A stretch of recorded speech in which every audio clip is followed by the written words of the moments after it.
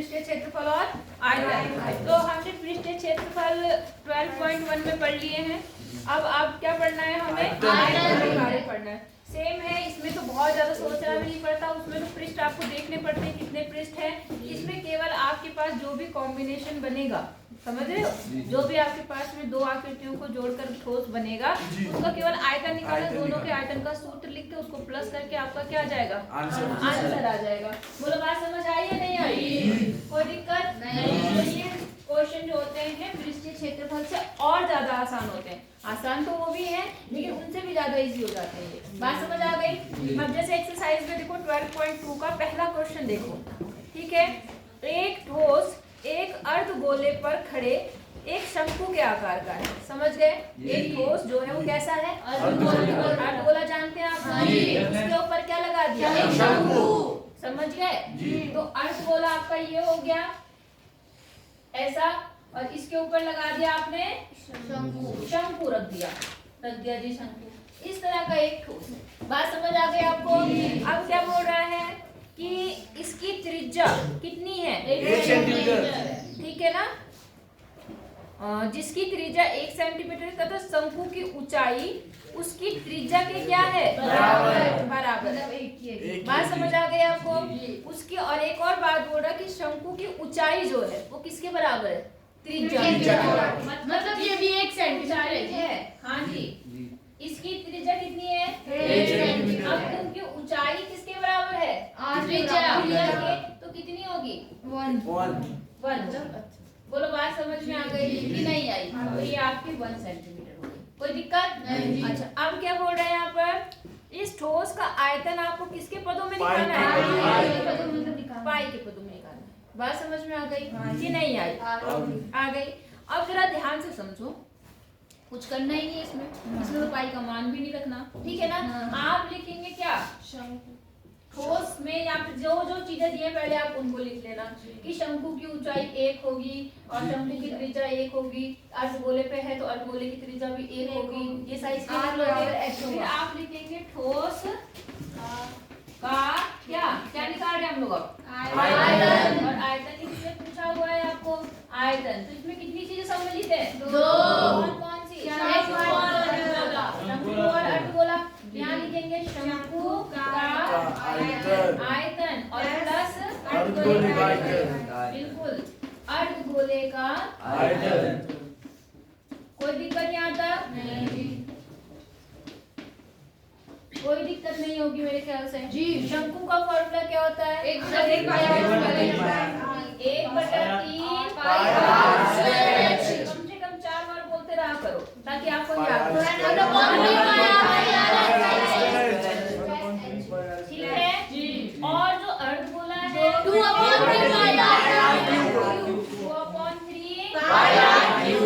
ये होते हैं। आई बात समझ में? अब आपको पता है आर, आपको पता है कितना सेंटीमीटर? 1। एच कितना है? 1। यहाँ तक कोई दिक्कत? आपके पास आर और एच ही यूज हुए हर जगह। अब क्योंकि ये त्रिज्या और ये त्रिज्या बराबर है इसलिए मैंने यहाँ भी आर ही लिखा, यहाँ भी आर ही लिखा। मेरी बात समझ आई कि नहीं आई? अगर छोटी बड़ी होती तो एक को कैपिटल लिख देते, एक को स्मॉल लिख देते, एक को R1 लिख देते, एक को R2 लिख देते। समझ आ रही बात? मैंने R ही क्यों लिखा दोनों सब फॉर्मूले में? क्योंकि आपकी त्रिज्या क्या है? बराबर। इसकी भी वही है और इसकी भी वही। अब मान रख देते हैं तो ठीक है। 1/3 ऐसे रहा। आपको पाई के पदों में देना है तो पाई ऐसे रखो। R कितना है? 1 का स्क्वायर इंटू 1। समझ गए? अब यहाँ पर आ जाओ 2/3 पाई आर की जगह पर 1। बोलो समझ आई बात? 1 का स्क्वायर भी 1 को 1 से गुणा करेंगे तो भी 1। तो यहाँ पर क्या है आपके पास? 1/3 और पाई। समझ गए? और प्लस यहाँ भी देखो 2/3 पाई ऐसे रहेगा और आर का चाहे क्यूब करो चाहे कुछ भी करो 1 का मान 1 रहेगा। तो ये 2/3 और यहाँ कितना आ गया? समझ गए? अब पाई को आप जोड़ लो, पाई कर लो।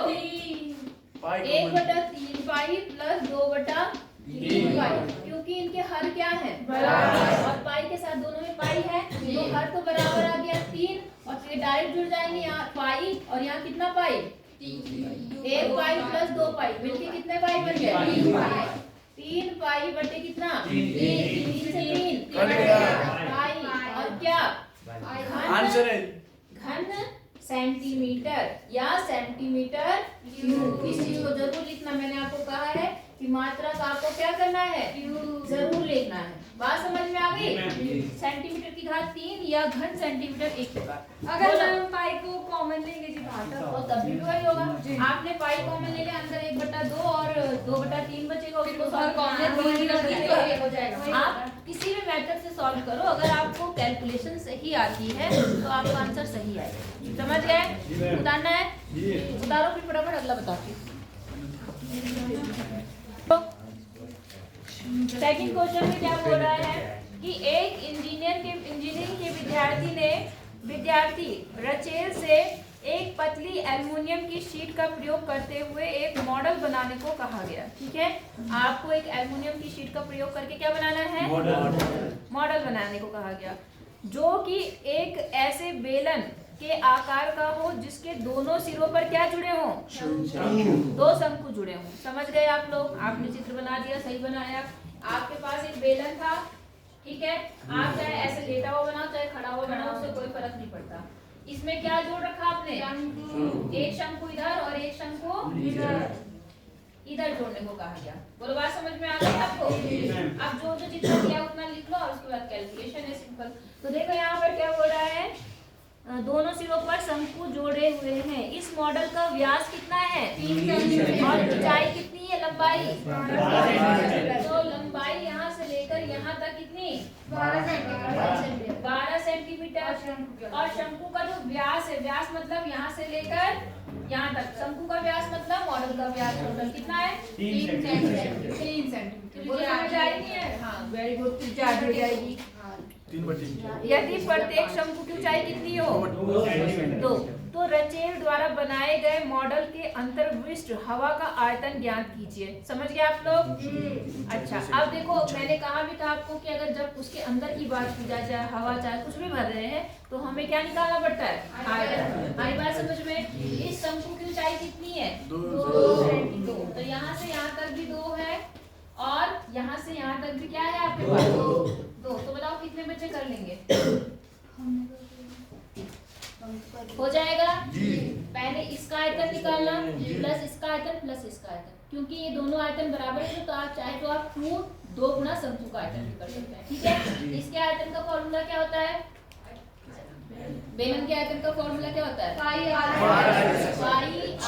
Square h. तो pi r square h, pi ठीक है, आर आपके पास यहाँ से निकल जाएगा और एच कैसे निकलेगा इस शंकु का, बताओ? 2। यहाँ से लेकर यहाँ तक की कितनी होंगी पूरी, 8 टोटल कितना है, 12 में से 2 ऊपर चला गया, 2 कितना बचा, 8। इसका मतलब इसकी कितनी हो गई, 8। एच आपको पता चल गया 8, हाँ या ना? अब देखो ध्यान देना, जब आप फॉर्मूला लगाओगे ना तो आप भले से एच लिखोगे, लेकिन देखो यहाँ पर इस एच को कैपिटल एच कर लेना, और क्योंकि यहाँ पर जो एच है वो अलग है, इसको स्मॉल एच लिख देना। ये बात समझ में आई? जब आप फॉर्मूला लगाते हो तो एच के अलग अलग मान हैं, तो उनको अलग अलग अल्फाबेट से भी दिखा दो तो ज्यादा अच्छा है। आई बात समझ में? कोई दिक्कत है, कर लेंगे? हाँ बोलो, कुछ दिक्कत है तो बताओ। नहीं है तो ये एक सवाल आपको खुद करना है। ठीक है, अगला देखें। ठीक है, देखो यहाँ पर अगला, यहाँ क्या कह रहे हैं कि एक गुलाब जामुन में उसके आयतन की लगभग 30% चीनी की चाशनी होती है। समझ गए? गुलाब जामुन खाया आपने? कैसा होता है? मीठा, बहुत टेस्टी होता है। आगे मुंह में पानी, स्वाद ले लो। ठीक है, तो गुलाब जामुन में क्या होती है, 30% क्या परसेंट क्या होती है, चाशनी। जो भी उसका मटेरियल होता है गोल सा, उसको चाशनी में डालते हैं, फिर जो एब्जॉर्ब करता है तो उसमें 30% चाशनी होती है। समझ गए? अच्छा, अब क्या हो रहा है, 45 गुलाब जामुनों में लगभग कितनी चाशनी होगी, आपको बताना है कि 45 गुलाब जामुन में कितनी चाशनी होगी। यदि प्रत्येक गुलाब जामुन कैसे आकार का है, बेलन के आकार का हो, जिसके दोनों तरफ क्या लगे हैं, बात समझ आ गई आपको? जो गुलाब जामुन है आपका वो कैसे आकार का है, बेलन के आकार, और साथ में क्या है उसमें ऐसा है आपका, ऐसा, और लंबे वाले गुलाब जामुन है हमारे, तो गोल वाले हमने कल्पना की थी, है ना? गोल वाले पंखा ऐसा गुलाब जामुन है आपका, कोई दिक्कत नहीं जी। तो ऐसे गुलाब जामुन में कितनी परसेंट मतलब कितनी चाशनी होगी, ऐसे कितने गुलाब जामुन हमारे पास। अब इसकी जो डायमीटर है वो दिए है, व्यास दिए हुए हैं, क्या है सॉरी व्यास नहीं मतलब इसकी डायमेंशन दी हुई है, वो कितनी कितनी दी है, इसकी टोटल लंबाई कितनी है 5 सेंटीमीटर। इस गुलाब जामुन की यहाँ से लेकर यहाँ तक लंबाई आपने कहा जी 5 सेंटीमीटर है, ठीक है। और व्यास कितना है 2.8 सेंटीमीटर। समझ गए आप लोग। तो आपको इसका क्या निकालना है आयतन। तो मैं इसे करा देती हूँ थोड़ा सा, ठीक है। तो सबसे पहले देखो आपको ये पता होना चाहिए कि गुलाब जामुन का क्या है आयतन कितना है, आई बात समझ में। फिर उस गुलाब जामुन में कितने परसेंट चाशनी है 30, तो हम उसकी 30% चाशनी देखेंगे।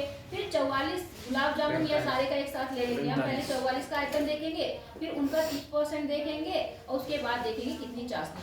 मतलब आपको निकालना क्या है आपको पता है जी, क्या किसका आयतन गुलाब जामुन का नहीं, गुलाब जामुन के अंदर कितनी चाशनी है वो निकालना है, उसका आयतन निकालना है। सवाल समझ आया, ठीक है। लेकिन वो आएगा कहाँ से, पहले आपको इसका आयतन निकालना पड़ेगा। तो पहले हम लिखेंगे एक गुलाब जामुन का क्या चीज आयतन। बोलो बात समझ आई। तो गुलाब जामुन में क्या क्या चीजें हैं, बेलन और प्लस अर्धगोला। तो हम लिखेंगे बेलनाकार भाग का आयतन, बेलनाकार भाग का आयतन और प्लस किसका अर्धगोले कितने हैं आपके, तो मैं सीधे इसको लिख देती हूँ 2 इंटू अर्धगोलाकार भाग का आयतन, अर्धगोलाकार भाग का। बोलो बात समझ आई। चलो पहले लिख लेते हैं। आपको पता है जो इसकी ऊंचाई है, इसकी त्रिज्या कितनी बनेगी, आर कितनी बनेगी 1.4 की व्यास कितना है 2.8, तो 2.8/2 मतलब 1/4 सेंटीमीटर। समझ गए। इसकी ऊंचाई जिसको आप एस से लिखते हो, बेलन की ऊंचाई वो कितनी बनेगी बताओ 5 सेंटीमीटर। 5 बनेगी बेलन का बेलनाकार भाग की लंबाई या ऊंचाई, नहीं जी माइनस करेंगे जी इसमें से कितना माइनस करेंगे 2.8 दोनों का त्रिज्या जोड़ के। बिल्कुल 1.4 ये वाली होगी, 1.4 ये होगी, तो टोटल कितना बना 2.8। अब टोटल लंबाई कितनी है 5 सेंटीमीटर। 5 में से कितना माइनस करेंगे माइनस करना आपको आता ही होगा। 5 0 2.8 दशमलव के नीचे दशमलव 0 कितना आ गया 2.2 सेंटीमीटर बेलनाकार भाग की क्या हो गई लंबाई हो गई। समझ गए। अब ठीक है, अब मान रख दो। तो देखो इसका फॉर्मूला आपको पता है पाई आर स्क्वायर, और इसका क्या होता है 2/3 पाई आर क्यूब होता है। ठीक है, आ जाइए। पाई का मान कितना है कुछ और तो नहीं बोला रखने के लिए, ठीक है। आर कितना है आपके पास 1.4, तो 1.4 इंटू 1.4। एच कितना है आपके पास 2.2 प्लस 2 3 4/3 हो गया ये, और पाई का मान आर कितना है आपका 1.4 1.4 इंटू 1.4 इंटू 1.4। इतनी बात समझ आई या नहीं आई। मैंने आपको बोला है कैलकुलेशन इजी करने के लिए आप थोड़ा कॉमन भी ले सकते हैं, बोला है मैंने 1.4। हाँ 1.4। चलो पाई भी है जी, रहने दो, छोड़ दो, हमने लिख दिया पाई ले जी, पाई तो है ले ले कॉमन। हाँ जी, पाई और आर। देखो पाई और आर अगर हम कॉमन लेते हैं तो यहाँ से ब्रैकेट लगा दो, कोई दिक्कत। यहाँ पर क्या आ गया एच आ गया, और ये पाई बाहर चला गया, तो इसको बिठा दो और 2 ये चीज पूरा बाहर चला गया, तीनों चला गया। तो बचा क्या यहाँ पर 1.4 बचा, क्या बचा 1.4। समझ आ रहा आपको, नहीं आ रहा इतना, कोई दिक्कत है यहाँ तक नहीं। मैंने क्या काम करा पाई और आर स्क्वायर कॉमन लिए, दोनों में पाई आर स्क्वायर कॉमन था, यहाँ पर तो एच बच गया, और यहाँ पर क्या बच गया पाई आर स्क्वायर कॉमन चला गया तो 4/3 बचा, और एक आर स्क्वायर गया तो एक आर बच गया। कोई दिक्कत यहाँ तक। कैलकुलेशन अपने तरीके से इजी बनाने की कोशिश करो। ठीक है, अब यहाँ द काट दो, साथी का नाम सात। अगर आपको नहीं आता है ऐसे काटना तो आप क्या काम करेंगे, दशमलव पहले हटा लेंगे। इतनी बात समझ आई है नहीं आई? तो देखो यहाँ कितना आ गया, ये हो गया आपका कितना 22 दूनी 44, 4.4 बन गया और इंटू 1.4 से क्या कर देंगे इसको मल्टीप्लाई। 4 चौक 16, 4 चौक 16 और 1 17 और यहाँ कितना आ गया 44। यहाँ पर 6, यहाँ पर 11 का 1 हासिल यहाँ कितना दशमलव कितने अंक पे 2, 6 और 1 पे रहे 6.22। अब अंदर देखो कितना आ रहा है यहाँ पर आपके पास में कितना है 22। एलसीएम ले लो, यहाँ पे कितना आएगा 3, इसको गुणा करो 66 आ गया 6.6 और प्लस यहाँ कितना 14 14 चौको 56 मतलब 5.6। समझ आया नहीं आया? अब इसको जोड़ो जरा कितना आ रहा 5.6 प्लस 6.6 12 हासिल 1 6 6 12 और 1 13 कितना आ गया 13.2। ठीक है, 13.2 जो है वो 3 से क्या होगा कट जाएगा, 3 से भाग कर दो, 3 चौक 12, 1 आ गया दशमलव आ गया 2 उतारा 3 चौक 12 कितना आया 6.16 इंटू कितना आया 4.4। अब मैं 4.4 को भी ऐसे रहने देती हूँ, मैं बाद में करूंगी कैलकुलेशन। ठीक है, इतना सेंटीमीटर क्यूब। कितने रसगुल्ले का आयतन आया वो एक रसगुल्ले का। अब आपको क्या काम करना है, कितने रसगुल्ले आपके पास 45 रसगुल्लों का आयतन मैं शॉर्ट में लिखी हूँ। ठीक है ना, 45 गुलाब जामुन का आयतन वो क्या हो जाएगा, इसे कितने से गुणा करेंगे 61.1 इंटू 4.4 इंटू कितना आ जाएगा 1.6 है जी।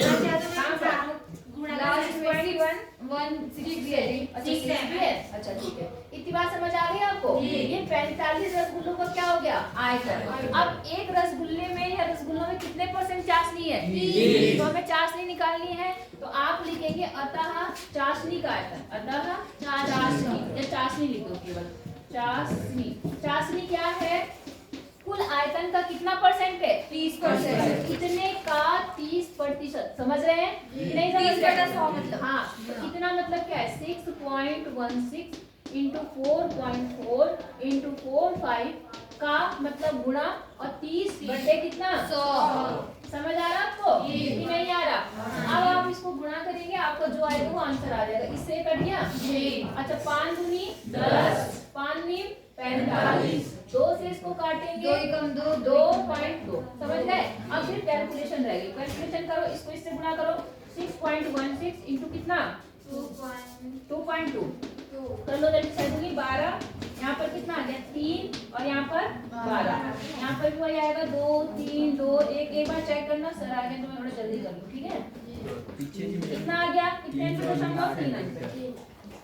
यहाँ तक हो गया सॉल्यूशन।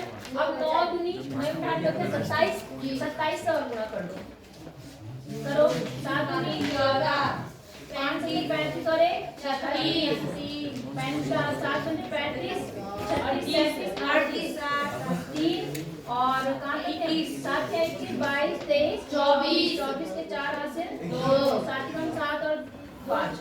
ठीक है, सॉरी 7 कम 7 9।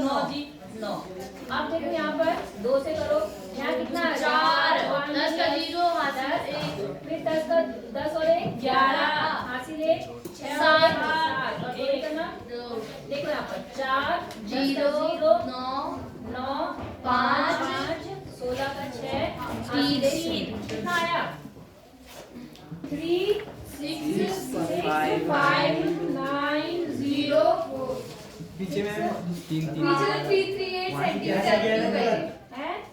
गलत हो गया। कहाँ से गलत किया मैंने? ए जा प्लस क्या कहाँ से 6 6 12 11 1 12 6 6 12 अरे यहाँ 12 ना था यार, समझ गए नहीं समझे? कर लेना बेटा, सर आगे थोड़ा जल्दीबाजी में गलत हो गया। आई बात समझ में? तो आपको बस समझ आ गया करना क्या है, आपको 30% यहाँ पे जो भी आएगा उसका 30% निकालना, उसको ठीक है। यहाँ काटना मत क्योंकि वो अब कटेगा नहीं 3 से। अगर 3 से नहीं कटेगा तो रख देना वहाँ पे 45 से या 30 से बाद में कट जाएगा। समझ रहे हैं?